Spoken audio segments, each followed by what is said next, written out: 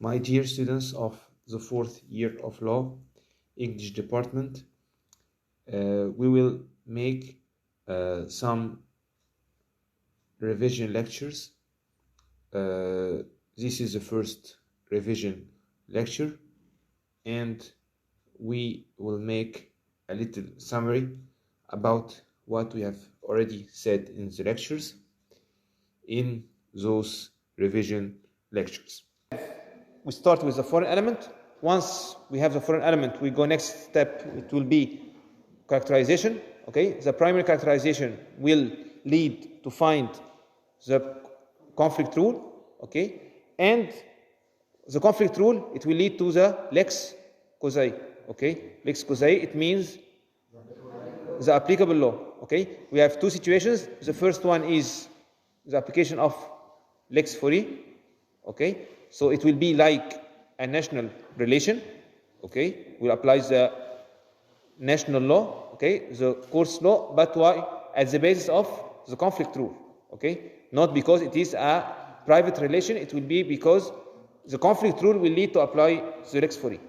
And the second situation, okay, and this is the harder one, is when we apply a foreign law. Okay, so here is the problem.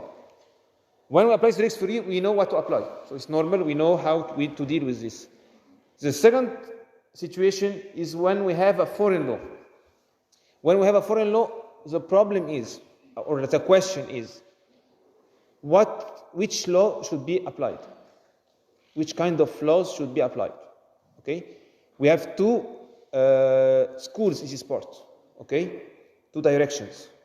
The first one is to say that we will apply, okay, the whole system, the whole legal system of the foreign law, the entire legal system of this country. Okay, just as a foreign judge will follow with the case. Okay, so this is the first direction. The second direction, we will only apply the substantive rules of the foreign law only. So we don't care about the legal system, we will only apply the substantive rules needed to resolve the case. Okay, so we have two main directions. So let's first try to find out about the first direction and how it was created. It was created by the French Court of Cassation, as usual, and it is in a case called Forgo. Okay, so this what's called Forgo, it is on the board, Forgo, and it is the name of a person, and the meaning of having the entire legal system, it is called renvoi, okay, or referral. It means that we refer something to something. Okay, so renvoi, it is the French word of referral, but we take in English law, we take the same word. It is called renvoi. So what is the meaning of renvoi? It means that we will refer something to something else. Okay, I refer you to go another way.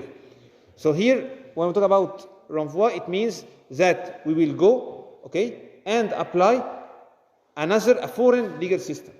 Okay, so what's the difference between applying the foreign substantive rules and the foreign legal system? What's the difference?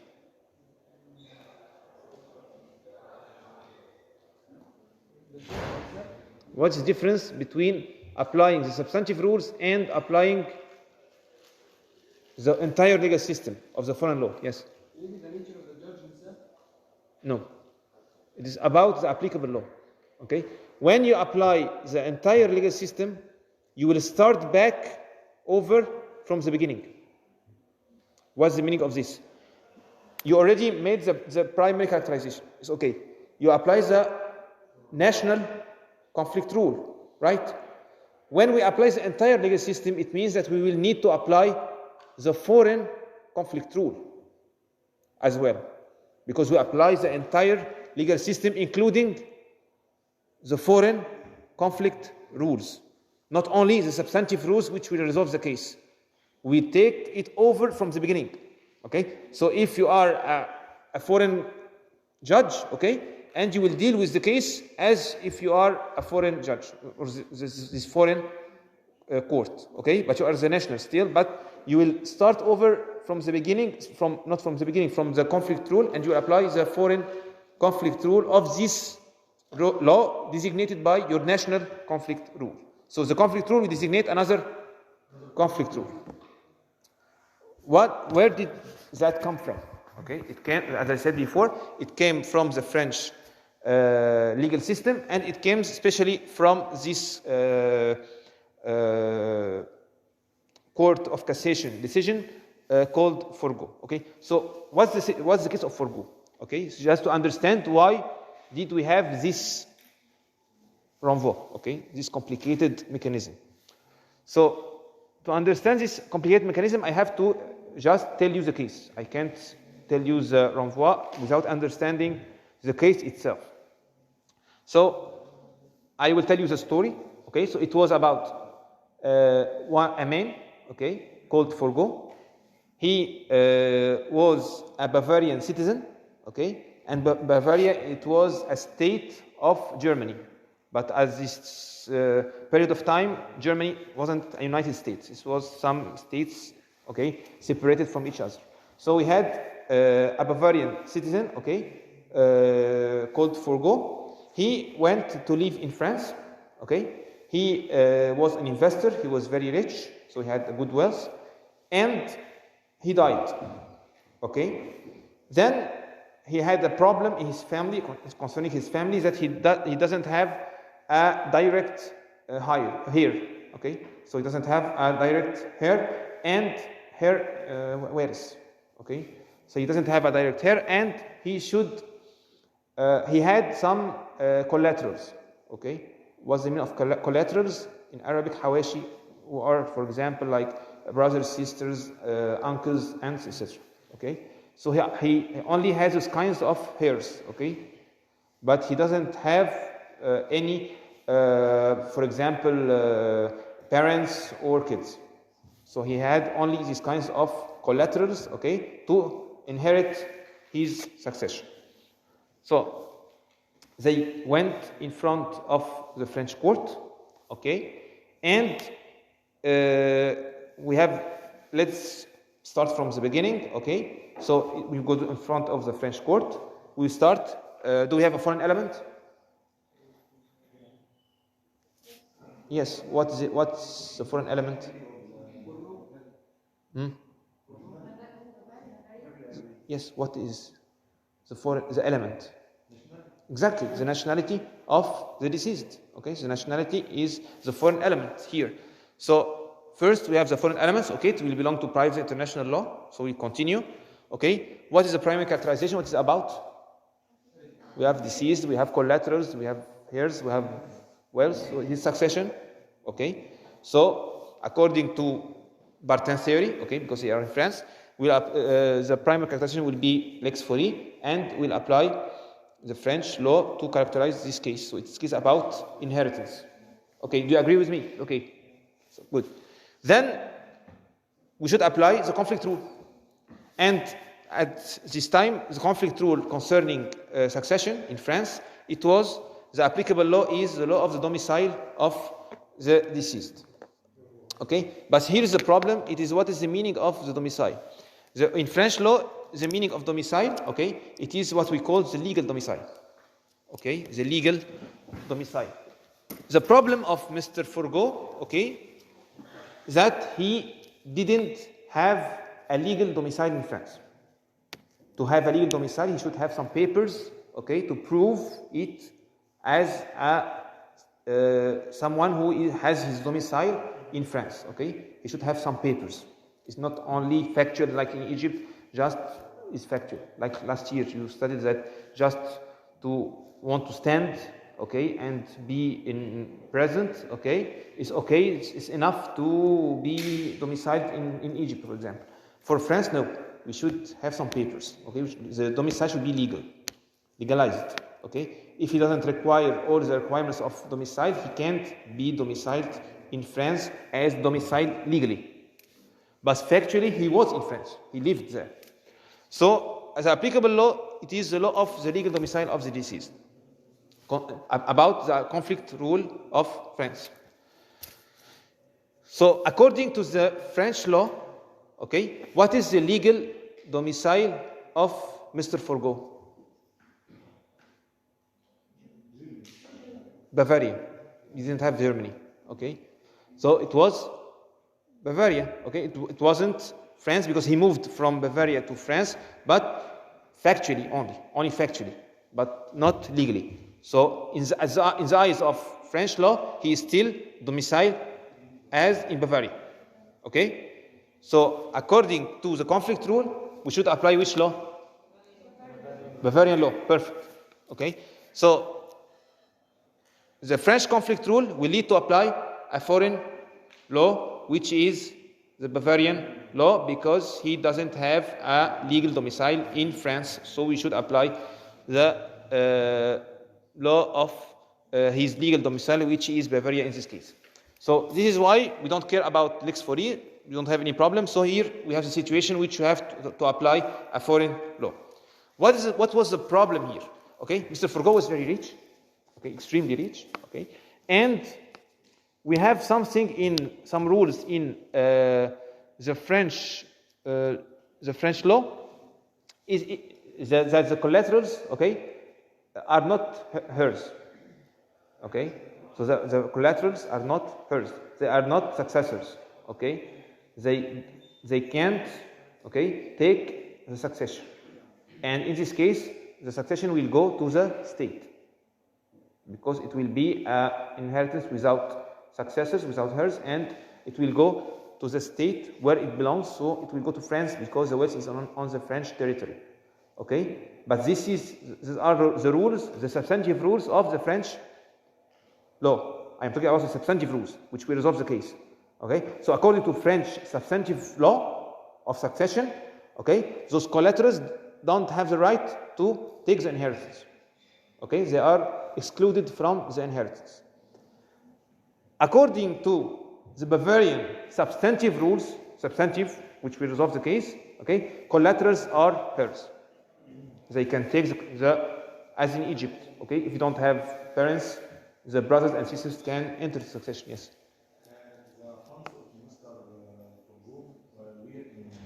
In France, yes, because he lived there, so everything, his money is on the French territory. Okay, this is why they seized the French court. So let's now talk to understand what's behind the renvoi. So let's go back. If you have a question, ask me. Let's go. I will repeat. Okay. So let's just take a break and talk about the substantive rules. According to French substantive rules, collaterals are not hers. They will not take anything. They will take anything, and the succession will go to the state. Okay, succession without hers go to the state. And according to the Bavarian law, collaterals are hers. They are successors, and they will enter the succession, and they will take the succession. Okay? So here, what is the applicable law? According to the conflict rule of France, Bavarian law. Okay? So, but they want the money. Okay? They want the wealth. So what we'll have to do is, the court said, I will have to apply the French substantive rules. Okay? Wait a minute. So they will say, I will apply, okay, the Bavarian law. Okay, I will apply the Bavarian law. I should, because these are the French conflict rules. Okay? I should apply the Bavarian law, as you said. You agree? Right? I will apply the Bavarian law, but which law? The first question I started with. Exactly. Substantive or conflict rules? They will adopt the first direction. They will say, we will apply the Bavarian conflict rules. Okay? They will apply the Bavarian conflict rules. So when I say I will have to apply a foreign law, okay, I have to ask the question, which kind of laws, which kind of rules? The substantive rules, which will resolve the case, as I said just now, or the conflict rules of this country, the foreign conflict rules. Okay, this is the question. So in the Forgo case, okay, French Court of Cassation said we will apply the foreign conflict rules and not the substantive rules. Okay, And you will understand why a little bit later. You didn't understand? So this means that we will apply the Bavarian conflict rules. Okay? So here is the plot twist. Okay? The plot twist is here. Okay?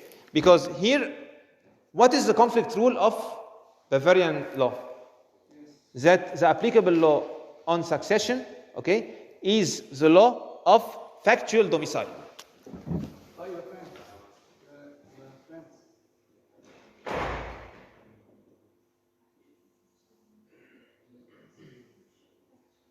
Okay? So the applicable law, okay, according to the Bavarian conflict rule, is because the connecting factor is not the same, as I said before, from a country to another. So it may change. Okay? So according to the Bavarian law, okay, we don't care about his legal domicile, the factual domicile, okay, where he lives is the law which should be applied according to the Bavarian, the foreign conflict rule. Okay? So in this case, we have the French conflict rule, okay, it will designate the legal domicile which is in Bavaria. So because we have the renvoi theory, we apply it, we should have to look at the foreign conflict rule, the Bavarian conflict rule, and it designates which law? The legal, no, the factual domicile, the factual one. And in our case, what is the factual domicile of Mr. Forgo? France. Okay? So we will go back to the French law. Okay? And when we go back to the French law, okay, what's the meaning of that? That we will apply? We will go in a vicious circle. Because the French conflict rule will designate the legal domicile, which is in Bavaria, and Bavaria will need to apply the French law. Okay? So to break this vicious circle, we should apply the national law. Okay? So we'll tend to apply the Lex Faurie will lead, because the court, okay, will have to apply its own law. So if we have a vicious circle, we'll break it by the Lex Faurie, and we'll apply the French law. If you remember what I have said before, according to French law, collaterals could enter succession, are heirs? No, and the state will take the wealth of Mr. Forgo. Clear? Okay. So here we have, if the question is if we have to apply the entire legal system or the substantive rules. So according to the renvoi theory, the referral theory, we refer to the conflict rule. We apply, so we go back to the conflict rule. So we apply the foreign conflict rule, okay, as it happened. So I have three situations, okay. The first one is the conflict rule of the country A, of the Lex Faurie, will lead to apply the foreign rule, conflict rule of a country B, okay, and the country B will designate the same, so they have the same connecting factor, so we stop at B, okay, because A will designate B and B will designate B as well, so we will apply B. Second situation is the A will refer to B as Forgo case, and B will send it back to A, as happened with the Forgo. Forgo, it was like that. Okay, so in this case, we'll apply the Lex Faurie. Okay, because the foreign conflict rule will lead to apply the Lex Faurie, so we'll apply the Lex Faurie by priority. Okay, because it is the law of the court. So, and to, as I said before, to unify the solutions. Because if we had to seize the foreign court, it will lead to apply the Lex Faurie. So they will apply the Lex Faurie as Forgo. The third one is the second degree renvoi. Okay, the two cases, okay, we can call them the first degree.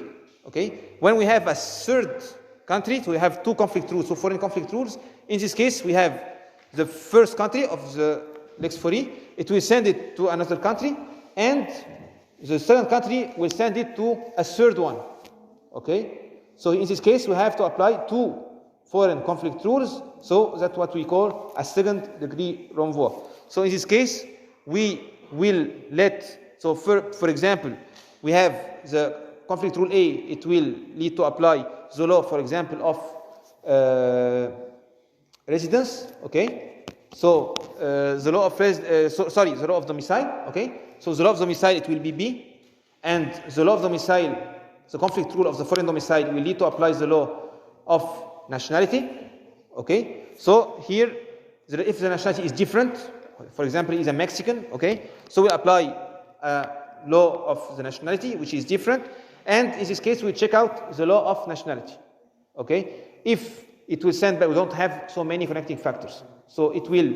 We have three situations. It will be the same, so law of nationality, and in this case, we apply the substantive rules of the country C, or it will go back to the law of residence. Okay, so it will be the law of domicile. It will be the country B, or it will go back to the country A. Okay, and here we will stop here and we apply the substantive rules of this country. Okay, is it clear for now? I have a question. Yes. What is about the Egyptian law? Okay, so according to Egyptian law, we have a specific rule which is in the Egyptian Civil Code. It is in Article 27. I will read the article and you will tell me which kind of renvoi we have. Okay, or what do we mean by, or what do we mean according to the Egyptian law? What do we mean by the applicable law when we are talking about a foreign law? So I will read the article. If it is determined that a foreign law is applicable, okay, so if we apply a foreign law, only its internal provisions shall be applied without regard to private international law rules. Okay, what does this mean? I will read it again. If it is determined that a foreign law is applicable, okay, as we said before, that we can apply a lex fori or a foreign law. So if we have to apply a foreign law, what we'll have to apply? Only its internal provisions shall be applied. Okay, what do we mean by internal? Which means that we exclude the conflict rules. Okay, internal means substantive. Okay, so only internal, only the rules of substantive rules of this law, and not the conflict rules. Okay, so this is the meaning of internal. Okay, so it means that only internal provisions shall be applied without regard of any rules of private international law. This means that we have an express, okay, an explicit way by the legislator that tells us that we don't apply the rules of private international law, okay, which are the conflict rules. So we don't apply conflict rules, and we apply only exclusively substantive rules. What's the meaning of this? That the Egyptian legal system adopted which kind of renvoi? None. It rejected the renvoi theory. Okay, as we said before, I asked a question last lecture, if you remember. I said we have two possibilities when we apply a foreign law. Okay, we apply the whole legal system as we saw last lecture with renvoi, or we apply directly the substantive rules as we do with the lex fori. Okay, we apply the substantive rules which will resolve the case. For example, we are about a case of succession. We will apply the rules of succession of this foreign law directly. We don't check out the conflict rules of that foreign law. We will apply the internal rules, the substantive rules of this foreign law. Okay, if it's about a contract, we will check out the rules of contracts of this foreign law. Okay, so we resolve the case according to that foreign law. Okay, so that means that the Egyptian legislator rejected the renvoi. Okay, so we don't apply renvoi in Egyptian private international law. Okay, so we don't apply renvoi.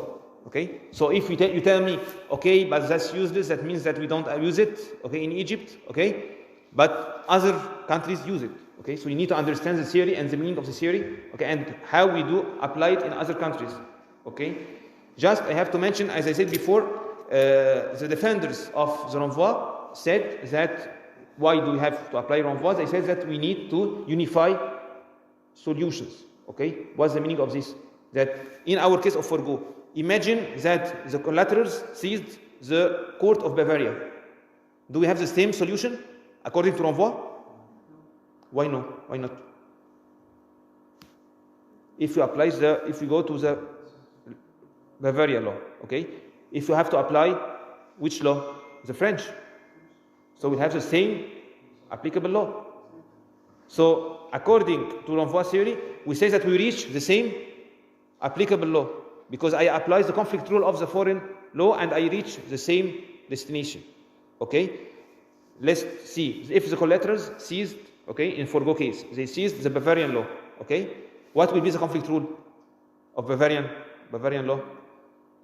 The law of factual domicile, which is in France. This means that they should apply the French law. So the French court said that I want unify solutions, okay? So you don't have to check or to seize a specific court to reach a specific solution. Because if you go there or you go here, you will have the same solution, okay? Because you have to apply the same law. So if you seize the law of the court of Bavaria, you will have to apply the French law. And if you seize the French court, okay, it will apply the Bavarian conflict rule to reach the same solution, which is the French law, okay?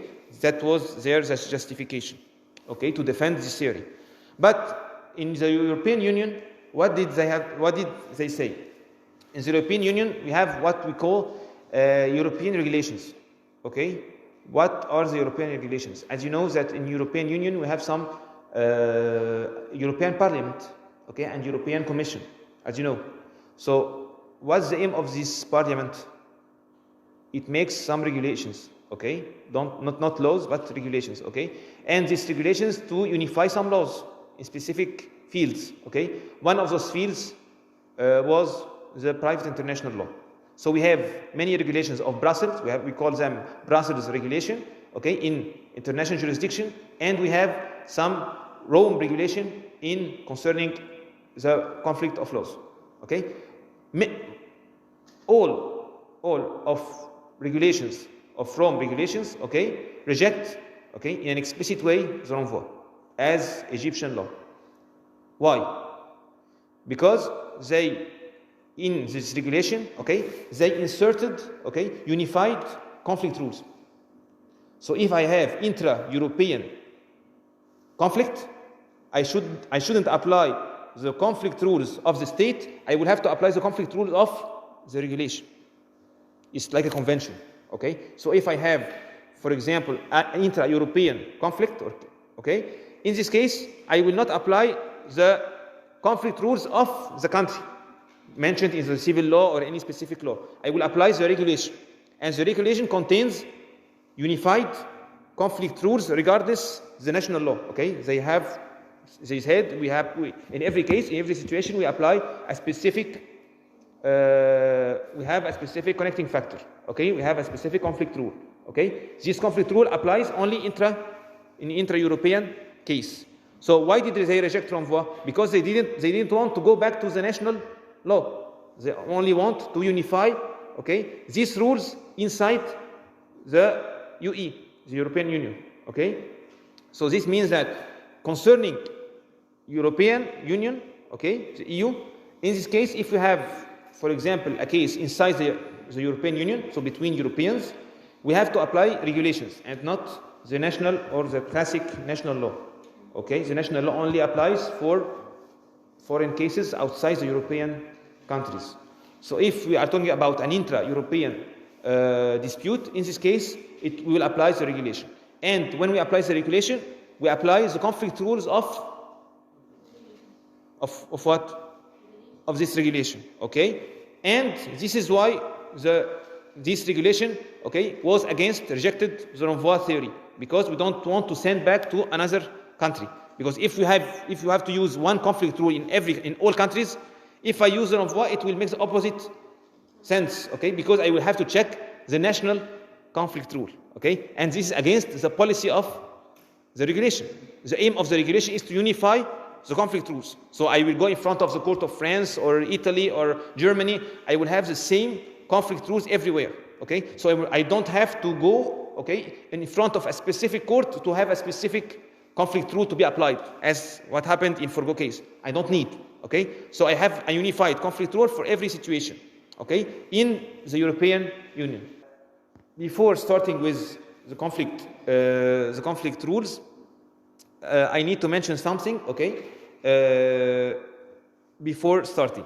So if you remember two lectures before, we talked about the loi de police, okay, and we talked about the rules of immediate applications, and we called them loi de police in French. Okay, it means the law of police, but it doesn't have to do with police. Okay, it's just the name, and this name comes from the Article 3 of the French Civil Code. Okay, we have this expression.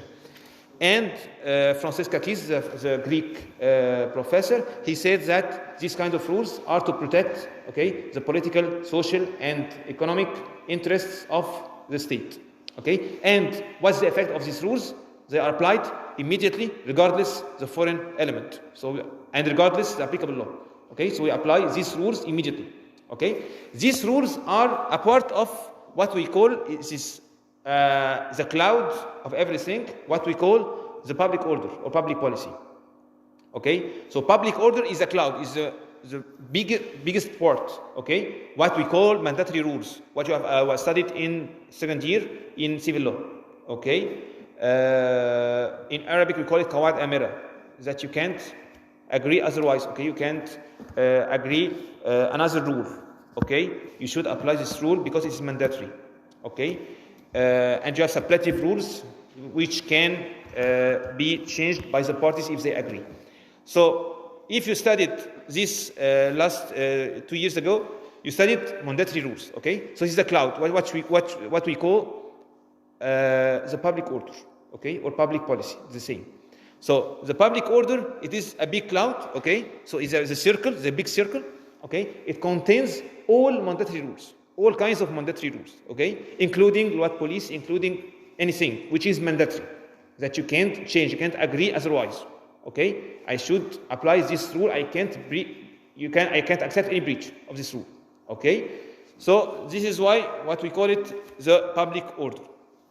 Of course, the first characteristic of the public order, it is national. Okay, so never forget that the public order, it is national. Okay, so what does it mean? It means that every country has its own public order, and this means that every public order is different from a country to another. Okay, and also the same public order inside the country, okay, differs, okay, not only the space but in time. So in time and space. Okay, so it differs even in time. So what we had, for example, 1 century ago, maybe it's not acceptable today, and the opposite. What was acceptable 1 or 2 centuries ago is not acceptable today, or what's not acceptable is acceptable today. Okay, so it is a dynamic. So the public order is dynamic. Okay, it sometimes it changes in the same country. Okay, I can give you an example. For example, in Europe in general, okay, concerning divorce, for example. So according to the Catholic religion, divorce was against the public order in French law. Okay, but after the revolution, okay, and the laic law, they said that it's okay to have a divorce. Okay, and it was regulated by the law itself. Okay, so it changed, and actually it's not against the public order of France. The public order, it contains, it's the cloud which contains everything. Okay, so all mandatory rules are in the big circle which is called the national public order. Okay, what is important for us in private international law, okay, which is the core of these rules, okay, this is the part which is in the center, okay, the core. So what's the core? What's the difference between the general rules of the national mandatory rules, and we have a core, okay, which is called internationally mandatory rules, okay, or mandatory rules on an international scale. And sometimes we apply it to make it easier. We call them international public order, okay, or public order internationally, or internationally public order. Okay, so what's the meaning of this international public order? Is it international source? No. This is the problem. This is a trap. Okay, because this is the name is a trap. Okay, so when we say international public order, is not a unified or a uniform public order. No, it is still the national public order, but it is the core of the public order of the national law. of the country. Okay, so the international public order, it is still the public order of the state, but which is working, okay, on the international scale. Okay, so not all the public order applies internationally.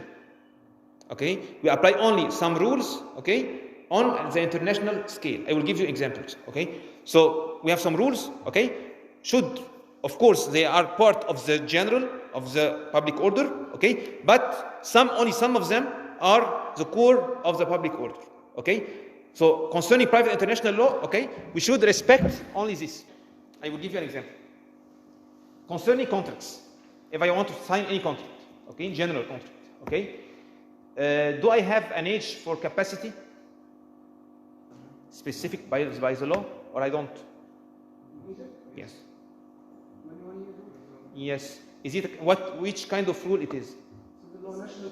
I know. Which kind of rule? Mandatory. Mandatory. Can I agree, for example, with kids that, okay, we can change it? Okay. But, for example, the duration of a guarantee, it is a mandatory rule? It's supplementary, exactly. You see? So, capacity is what? Is a mandatory rule in private law. In private law, okay? So, in private international law, it is not the same. It is here, okay?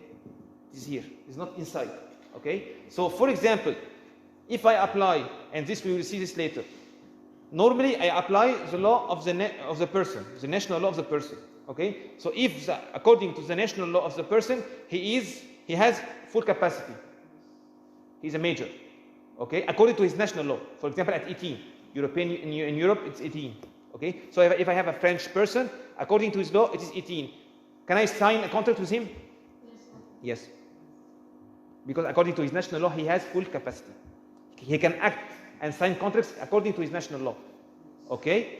So here it was what? It was, as you said, it was a mandatory rule. But here, it was here. So capacity is here. Okay?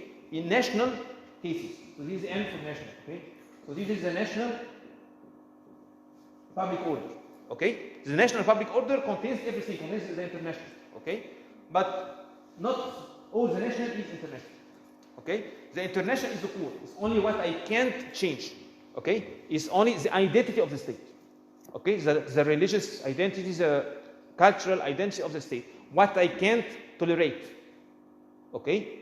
What I can't tolerate is the core of the mandatory rules.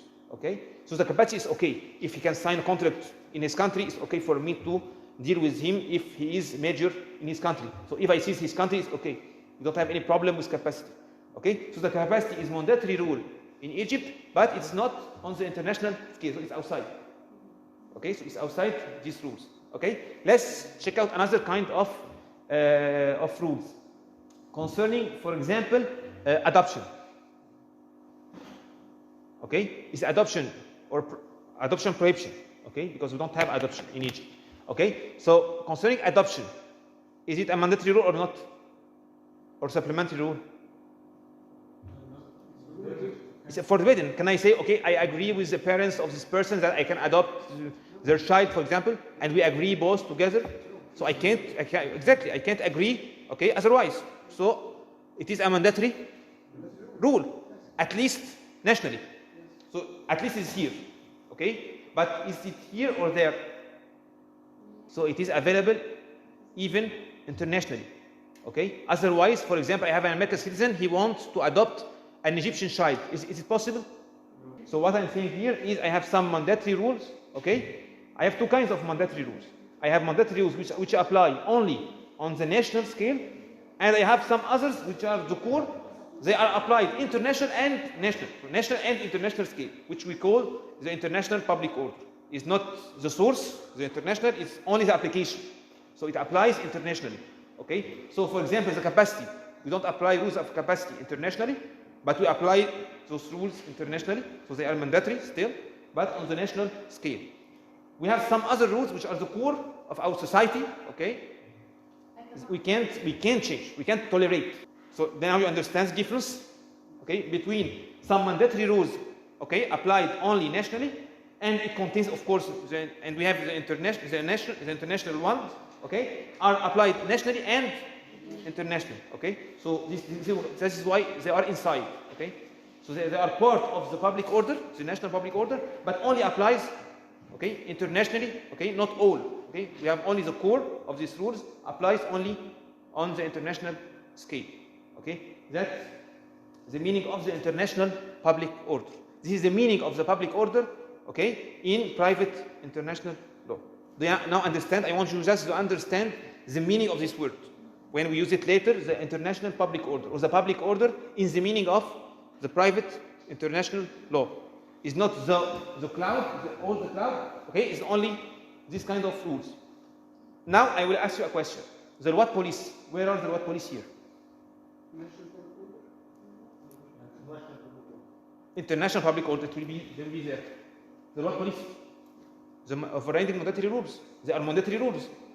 So what is the job of the Ruat police? The Ruat police are some rules, okay, which are made in aim to protect the political or social or economic interests of the state, okay. So every state has some political or social or economic interests, and these rules, the aim of these rules is to protect these interests, okay. So for example, let's give you an example concerning this word, this denomination. It is a French denomination, and first it was in the Article 3 from the French Civil Code. So the first time we saw this expression, okay, the Ruat police, it was in the Article 3 of the French Civil Code. But we didn't take it into consideration, or we didn't understand the meaning or what's behind. So who gives the explanation of all of this? It is a French Franco-Greek scholar. So the French scholar called, his name is very hard, okay. He's Francis Kakis, okay. So you have it here. Francis Kakis is the inventor, the creator of this kind of mechanism, okay. The mechanism of Ruat police or overriding mandatory rules, okay. The aim of these rules, they will stop the conflict of laws mechanism, okay. They will put everything to zero, okay. And when this mechanism will collapse, we will deal with this situation as if it was a national case, okay. So this means that these rules will stop the conflict rule from acting, and of course we will not continue to the applicable law, because we will apply, okay, in all cases we will apply the lex fori. So here we should apply the lex fori. If we have a Ruat police or a overriding mandatory rule, this rule should be, okay, applied by the court in any way, okay. So we don't care about the foreign element, we don't care about anything, we will apply the same rule, okay, regardless the foreign element, okay. So this is the meaning of the overriding mandatory rules. This is the aim of the overriding mandatory rules. So as Francis Kakis said, he said that I have some group of rules, some kind of rules, okay. These rules will stop the conflict rule from acting. We will not apply the conflict rule, and we will apply instead these rules, okay. We will apply these rules instead, okay. So we have two main principles concerning these rules, okay. First thing, okay, they are unilateral, right, or bilateral? Why bilateral? They are unilateral. Why unilateral? Exactly, because they specify only the application of the lex fori. We don't have even, okay, a situation in which we apply the foreign law. We don't care about the foreign law. Even if the foreign law is the same as the lex fori, we don't care, okay? Even if the content of the foreign law is the same or even better, more protective, we don't apply the more protective law, we should apply the lex fori, okay? So here we don't care about the foreign law at all, okay? Because we will not even apply the conflict rule, okay? So this is why it is a unilateral rule, okay? It's only to specify the application of the lex fori. This is the first characteristics. The second one is this rule is territorial. Okay, we call this rule it is territorial. What is the meaning of territorial? Exactly. For example, in France, when they talked about this theory, they said that French overriding mandatory rules, French loi de police, will be applied on the French territory, okay, by all French courts, okay, on any situation concerning specific rules, okay. So when I should apply this rule, I will apply it, okay. I don't care about the foreign element. So here I don't even care about the foreign element. It's the case will be completely, okay, national, okay. So here, as I said, it will collapse the whole mechanism of private international law, and we will go back to a classic private relation, okay, only if we have to apply this rule, okay. So the next question, do we have a more specific, or the legislator will help us or will tell us that this rule is a loi de police, okay, how to find these rules, okay. Yes, in most of the cases, the text itself, the rule itself, will never tell us that it is a loi de police. Okay, so the court will have to determine, okay, according to some criteria, that this rule is a loi de police, and I will apply it, okay, regardless of the foreign element. Okay, and I will apply this rule, okay, and I don't care about the conflict rule, I don't care about the foreign law. Okay, so I will apply in this case this rule, okay, regardless the foreign element and regardless the content of the foreign law that should be applicable just in case. Now we have this kind of rules, which is called so in English we talk the same expression as French law because it is a French expression. And this expression called loi de police or overriding mandatory rules. These rules will stop the conflict rules from acting, and they will replace the conflict rule, and they will be applied directly. Okay, so this is why we call them rules of immediate application. So we have three expressions for the same thing. Okay, we have loi de police, overriding mandatory rules, or rules of immediate application, immediate. So why do we call it them immediate? Okay, this is the third character of this rule. Okay, we said that they are unilateral, they are territorial. Okay, they are only apply to the territory of the state. The third one is that this rule is applied immediately. What's the meaning of immediately? Once they should have been applied, the court should apply these rules as we said before, regardless the foreign element, regardless the content of any foreign law. Okay, so the loi de police, they will shortcut, they will cut so the conflict rule, they will deactivate the conflict rule, and they will apply, they will replace, okay, the application of the conflict rule, and they should be applied instead. Okay, so now let's have some examples. Do you have some examples in mind of these kinds of rules? We said that these kind of rules, okay, they protect three interests of the state. Okay, the first is political, or economic, or social.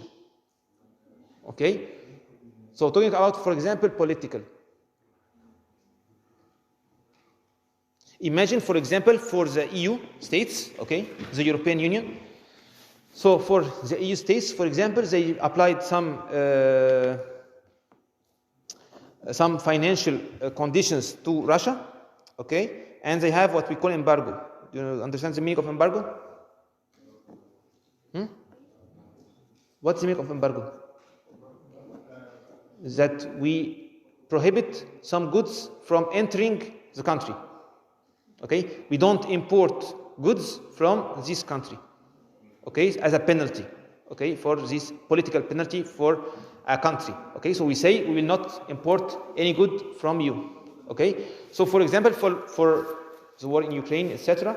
So for some political reasons, okay, the EU will say, for example, or the European Union will say we will not import any good from Russia. Okay, and you, for example, you have a company, okay, and you are in France, and you need to sign, you signed a contract, okay, with a Russian provider to supply, have some goods, okay, from Russia.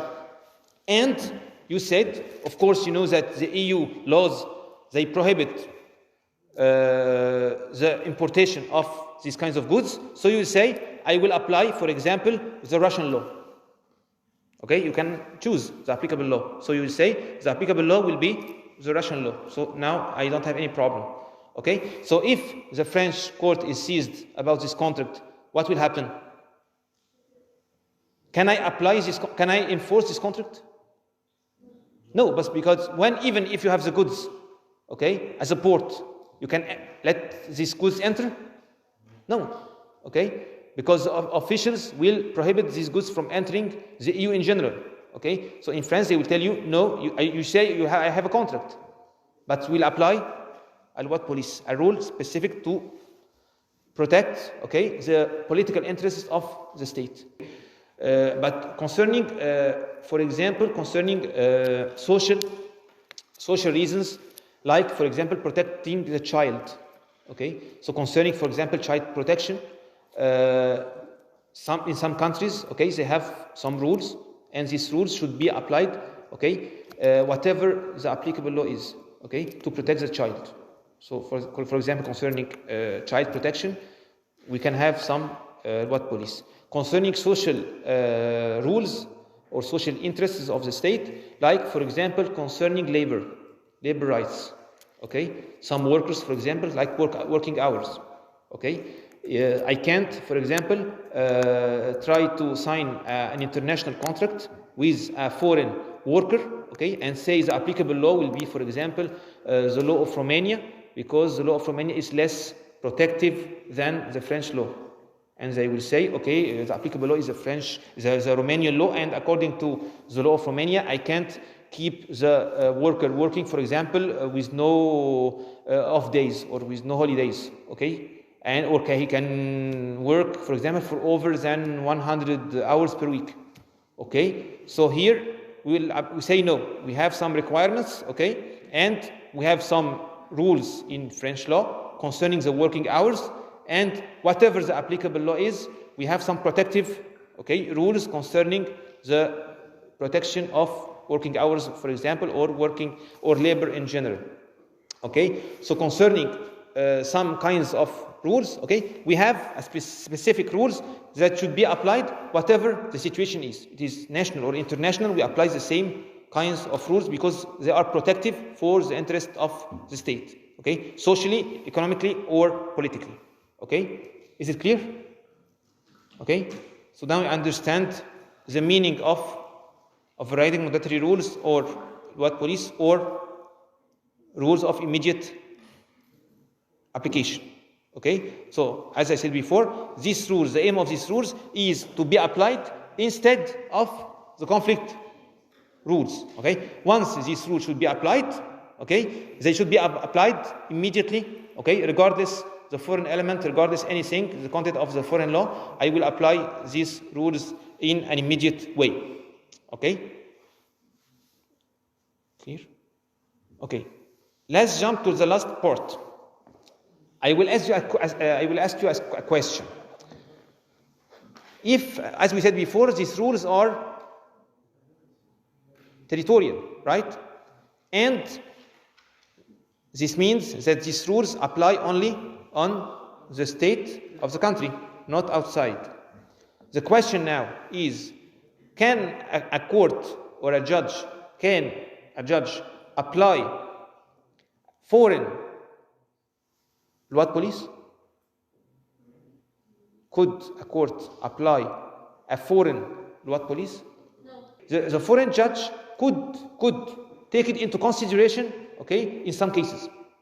So he's not forced to apply these rules because these rules will lose their mandatory character, as you said, right?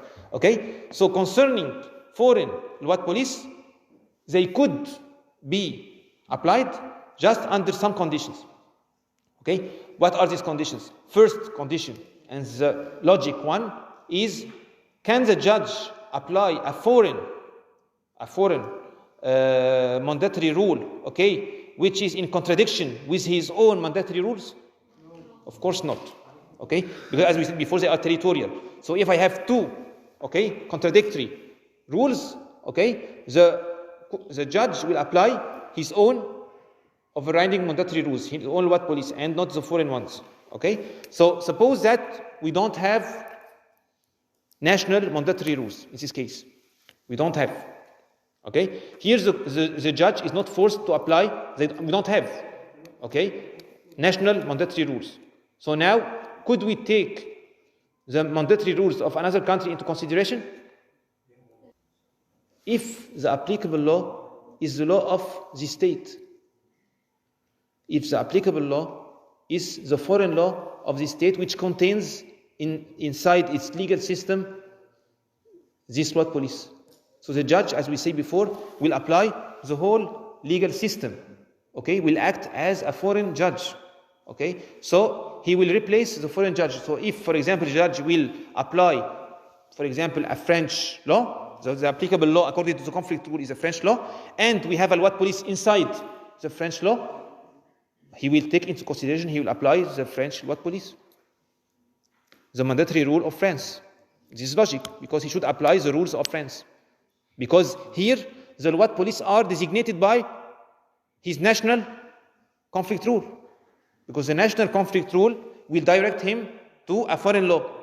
And this foreign law contains a what police. So here, in this case, I can apply a foreign what police. Why? Because my national conflict rules, okay, sent me to this law. And this law contains a foreign what police, so I will apply it.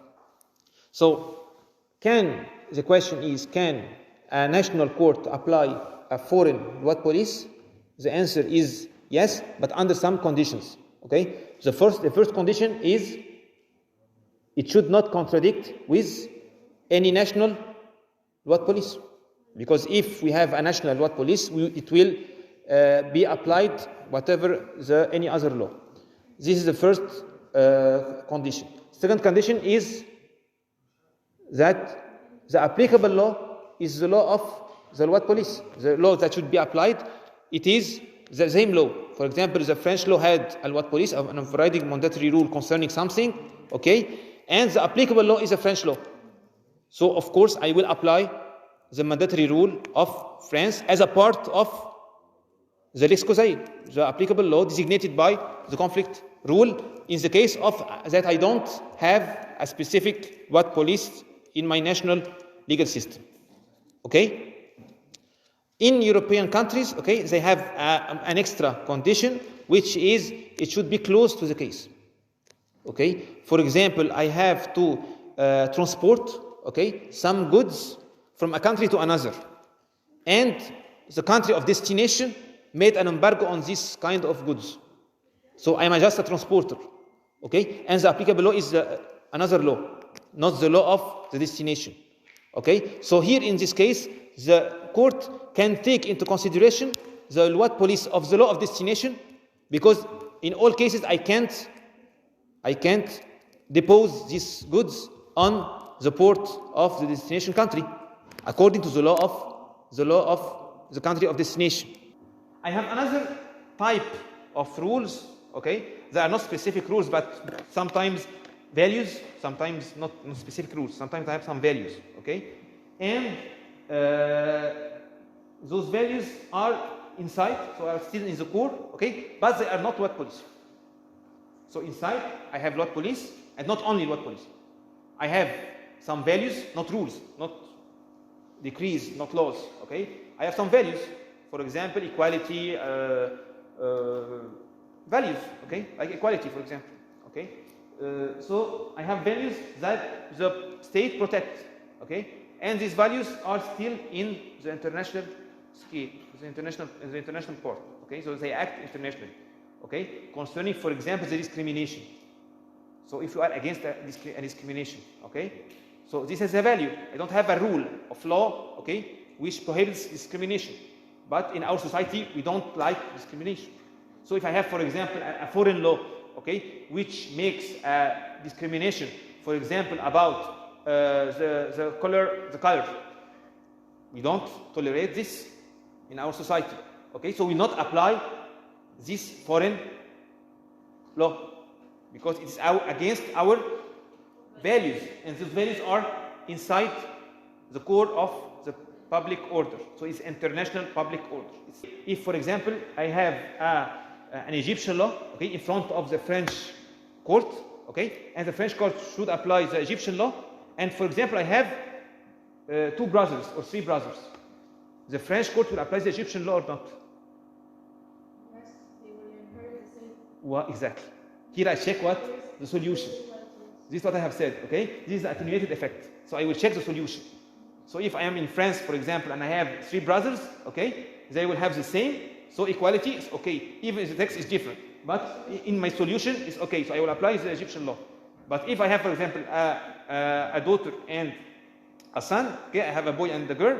In this case, the French court said, I don't apply this law because it's against equality, okay? So this is how the court will check, okay, the solution and not the text, okay, of the text of law, okay? So this is the attenuated effect. So to end with this, we will talk about the effects of the exception of public order, okay? What are the effects of the exception of international public order?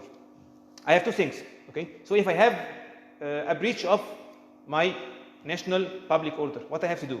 2 things, okay? A negative effect and a positive effect, okay? What is the negative effect? I don't apply these rules. The foreign, not mine. Why you say mine? The foreign. I don't apply the foreign law. Prevent the application of the foreign law because it's against something. So I will have to replace by the thing. Okay? We just have to replace. So if I don't apply foreign law because it's against the Rex Fori, because they are mandatory, so in this case I have to apply those mandatory rules, the national law of the court, because those rules should have to replace, okay, the rules of foreign law, because the solution is against the public order, the solution, and not the text itself, okay, because it will depend on the case, okay. Sometimes even the foreign law will need to apply a solution which is okay with the public order, okay. So it will depend on the solution. So if the solution is okay, I will apply the foreign law. If it's not, and this is the attenuated effect, okay. So if it is not, in this case I will apply the national law, because it is against, if it was against the foreign law, okay, so I will have to apply the national law, okay, which will replace the foreign law as a positive effect. So I will replace the foreign law with the national law, and we go back to the national law, okay. This is what we call in the Latin word a posteriori, okay, application of the foreign law, okay. So if we check the general overview about this, okay, we have foreign element, we have primary characterization, Lex Fori, we will apply the conflict rule. The conflict rule will need to apply a foreign law, and the solution of the foreign law is against my public order. In this case, I will have a negative effect. I will not apply the foreign law, and I will replace it by the national law, okay. And I have to check the solution. So I have to check what is the solution of the foreign law. This is the difference between the public order exception and the police or the rules of immediate application. Both are from here, from the code. But the rules of immediate application are applied immediately. I don't care about the foreign element. I don't care about the applicable law or the foreign law or anything. Okay, I apply directly those kinds of rules. Okay, so we have 2 kinds of mandatory rules here. I have loi police, which act immediately, and I have another kind of rules which are more valuable. Okay, some principles and values. Okay, are not only text, and those will apply when the foreign law or the solution brought by the foreign law is against those values. In this case, I will put them aside and I will apply the lex fori. So I will apply it later, what we call a posteriori. Okay? So I will call it what we call in Latin a posteriori. Okay, application. It means after, okay, the conflict rule. It will come later on. Okay? The LWAT police are applied immediately, immediate application. So they are a priori. Okay? The LWAT police. Okay? So the LWAT police are applied immediately. Okay? So the difference between LWAT police and the public order exception, the exception will come after when we check the solution. I will say to the judge, stop, please don't apply this text because the solution brought by this text is against the public order. So the judge will check, okay, and he will say, I will replace. But after the application of the foreign law, okay, the LWAT police is not the same. It will act immediately. I don't care about anything. I don't care about the solution of the foreign law. Even if the solution of the foreign law is okay with the public order, I don't care. I don't even check if it's against or not. Okay, I will apply immediately the LWAT police. Do you understand the difference? Okay, so I have public order exception, it will act later on when I apply the foreign law, and I have the LWAT police which will act immediately. Okay, do you understand the difference? Because later when we talk about the conflict rules, we will check the conflict rules and we take into consideration the public order or public policy exception. Because if the solution is against my values, I will not apply this law and I will apply the Rex 4E. Okay, but as a consequence of the negative effect of the exception. Okay, so we will check the solution, and if the solution is against the public order, I will put it aside. Okay, the LWAT police, they apply immediately. Thank you for now, and see you on the next lecture.